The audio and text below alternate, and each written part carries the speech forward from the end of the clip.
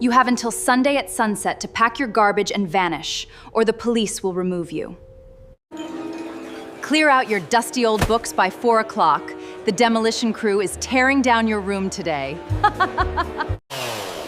Put those tools down immediately. You are attempting illegal demolition on a building you do not legally own. You thought a private investor saved this house 5 years ago, but I am the sole owner here. You have until Sunday at sunset to pack your trash and vanish from this house, or I will have the police remove you myself. My mother didn't even look me in the eye when she said it. She just stood at the head of the dining table, casually sipping her tea while my older sister, Victoria, unrolled a massive set of architectural blueprints across the mahogany wood. Around us, 3 home renovation contractors were already taking measurements of my bedroom, discussing which load-bearing walls to sledgehammer so Victoria could have her dream walk-in closet and private spa unit.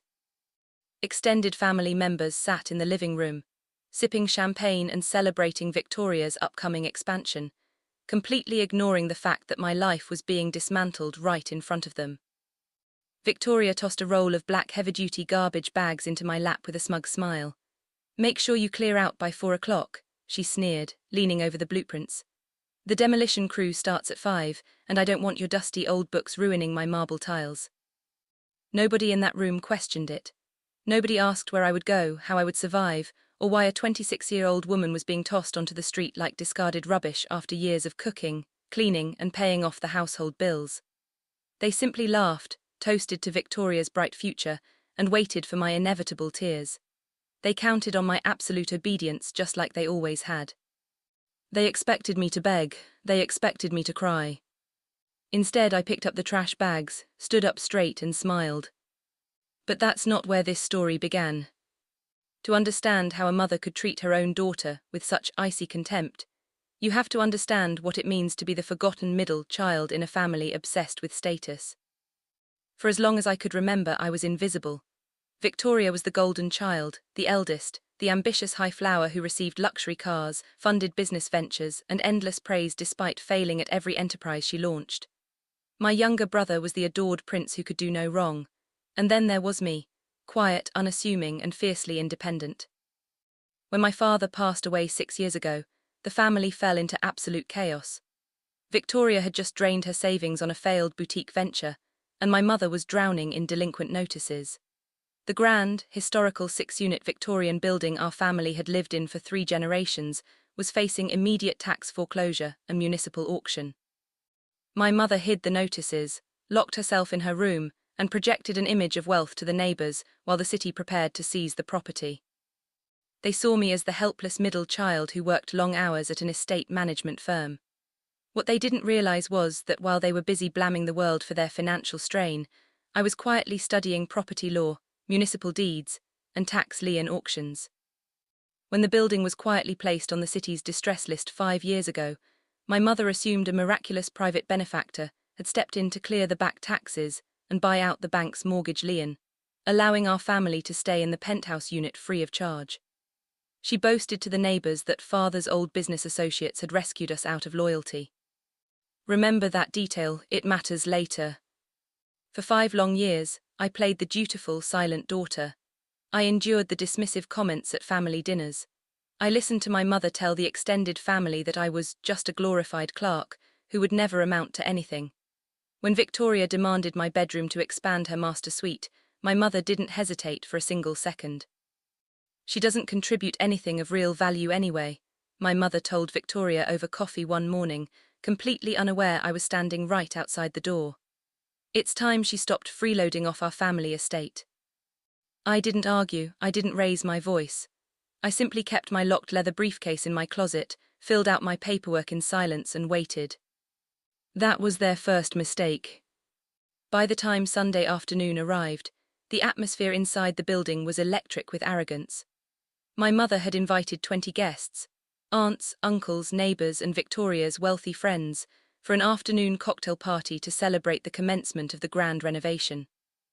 Plasters were being ripped from the hallway walls by pre-demolition workers. The air was thick with dust, chatter, and the clinking of crystal glasses.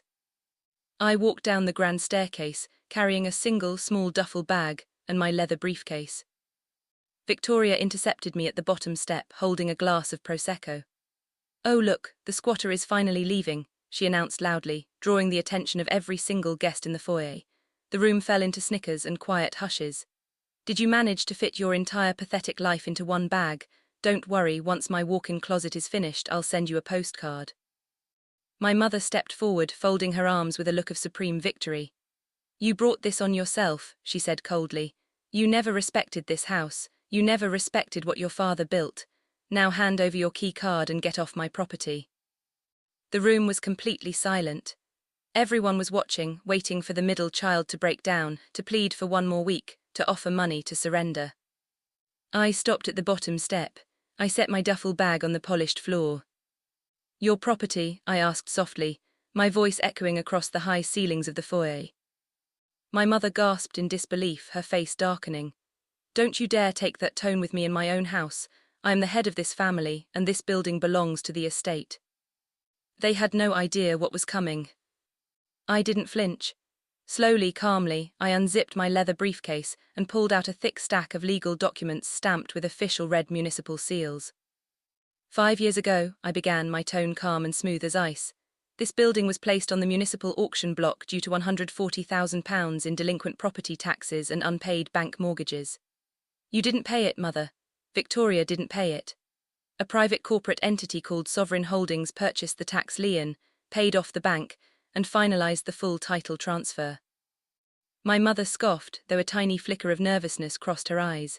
"So what? Sovereign Holdings gave us an occupancy lease out of respect for your father." "Sovereign Holdings isn't a company of old family friends," I replied quietly.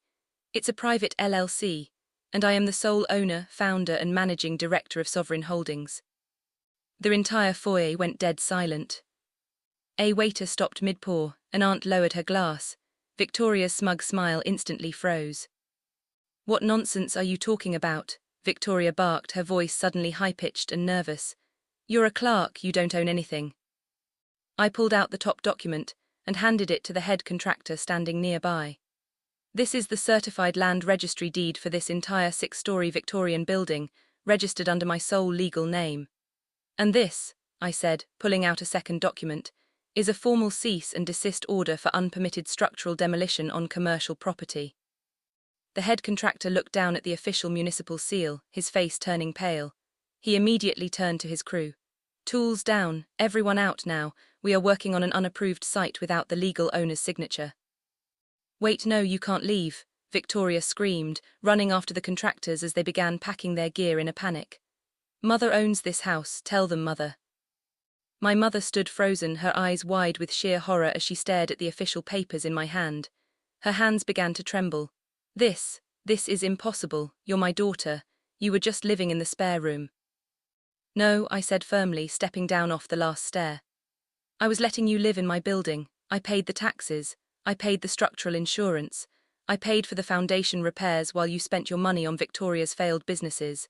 I let you live here rent-free out of respect for Father's memory, hoping that one day you might treat me like a human being.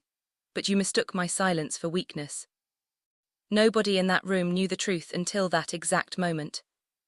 The crowd of guests was completely stunned. Whispers erupted like wildfire. Relatives who had been laughing at me moments ago were now staring at my mother and sister with looks of absolute shock and disgust. "And as of 12:00 p.m. today," I continued, reaching into my coat pocket to pull out a second set of thick, red-stamped envelopes, "the temporary occupancy permit for the top-floor unit has officially expired." 2 men in sharp, dark suits stepped through the front entrance. It was my legal counsel accompanied by a county sheriff's deputy. "This is an official notice to vacate," my lawyer declared, stepping into the center of the foyer and handing the documents directly to my mother and sister. "You have exactly 48 hours to clear all personal belongings from the penthouse unit. Failure to comply will result in an immediate judicial eviction and removal by law enforcement." 48 hours, Victoria shrieked, dropping her Prosecco glass. It shattered across the hardwood floor. "We have a party, we have plans, where are we supposed to go?" "You have until Tuesday," I said quietly, repeating the exact words my mother had thrown at me an hour earlier. "Make sure you pack your trash and vanish. Some kickouts backfire quietly." The fall was swift, brutal, and completely devastating. Within 48 hours, my mother and Victoria were forced to pack whatever they could fit into rental vans under the watchful eye of the sheriff's department. Without the grand family estate to project their fake wealth, their social standing collapsed overnight.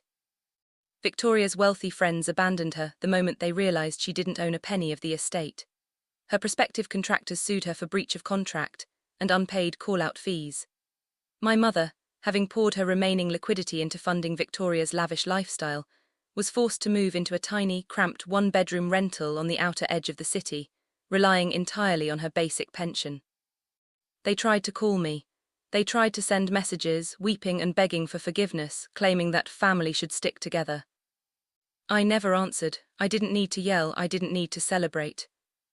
3 months later, I converted the entire 6-story building into high-end, luxury boutique apartments. The property value tripled, securing my financial freedom for the rest of my life. I still walk past the front foyer every morning, looking at the restored hardwood floors, fully at peace knowing that dignity, patience, and silent strategy will always triumph over arrogant cruelty. Have you ever been underestimated by someone who had no idea who they were dealing with? Tell me your story in the comments. If you enjoyed this story, like, subscribe and turn on notifications for more revenge stories every week.